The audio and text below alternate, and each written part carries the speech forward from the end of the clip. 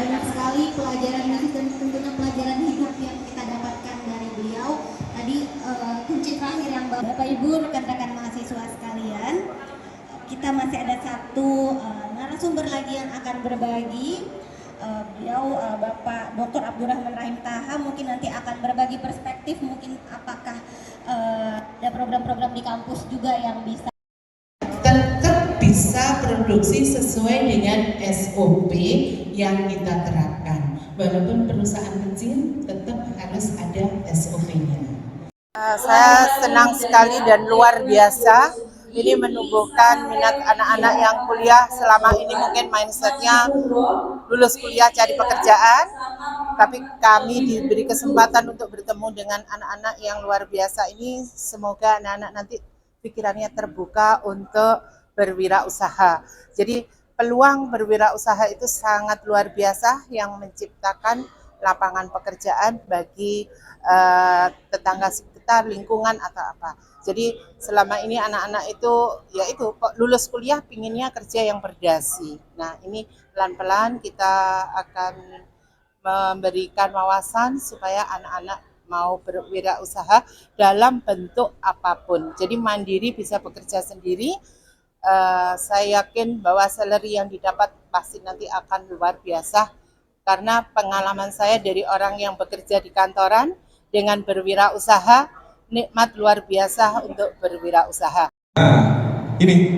Jadi di sesi kali ini saya akan membahas sedikit kenapa teman-teman harus membuka usaha sejak kuliah, sejak muda. Karena apa? Gerbongnya masih jenengan sendiri. Nggak ada anak istri, ya itu suami, itu nggak ada nikah ya. Karena nanti kalau rugi atau jatuh, jenengan sendiri yang nanggung sama temennya kalau partneran.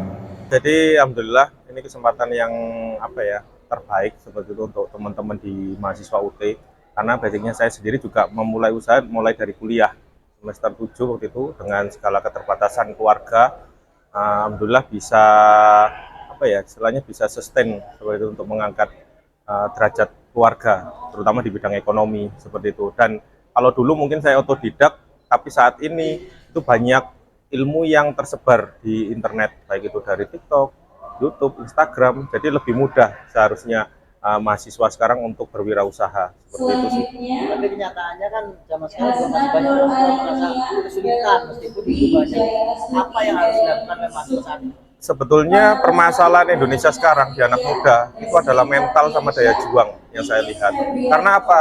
Sekarang itu eranya informasi terbuka luas, tapi kemauan anak untuk anak muda sekarang untuk belajar itu sedikit terlalu mengandalkan kemampuan orang tua atau nanti dipikir nantilah seperti itu. Padahal ekonomi sekarang Indonesia itu butuh sekali banyak entrepreneur. Walaupun permasalahan dari legal seperti itu adalah di negara kita masih kesulitan dalam hal peraturan seperti itu, tapi itu nggak jadikan batasan sebetulnya.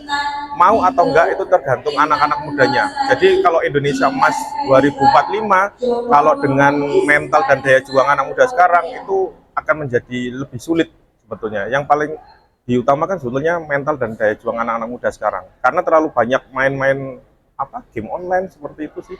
Jadi ada effort terlebih dari kampus sendiri itu, terutama untuk mental dan daya juang. Beda dengan kelahiran 90 sebelumnya ya, seperti itu. Mas kamu lihat kegiatan studi general ini dari UT? Ini bagus, karena saya sendiri juga, saya kira UT itu online seperti itu kuliahnya, tapi ternyata ada offline-nya juga. Dan ternyata banyak juga mahasiswanya UT ini. Nah, ini jadi salah satu hal yang positif menurut saya kegiatan seperti ini dan perlu diduplikasi ke kampus-kampus lainnya di Indonesia.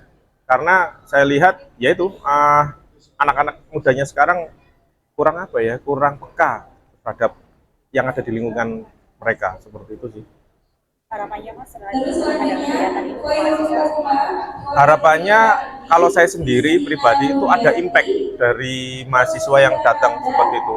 Mereka berani untuk mengambil keputusan dalam hidupnya, karena mahasiswa itu kan penggerak masyarakat, penggerak ekonomi, penggerak negara bahkan seperti itu. Jadi kalau mereka tetap seperti itu aja, maka Indonesia nggak akan bergerak seperti itu. Tapi kalau mereka bergerak dalam dirinya aja, maka mereka akan berpengaruh ke lingkungan sekitar dan bahkan bisa ke negara, satu negara seperti itu.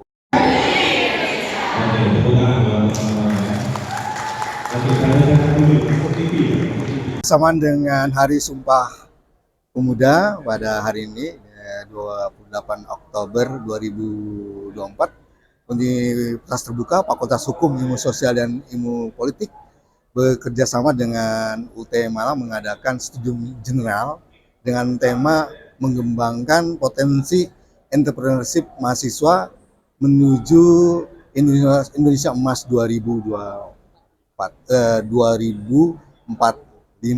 begitu.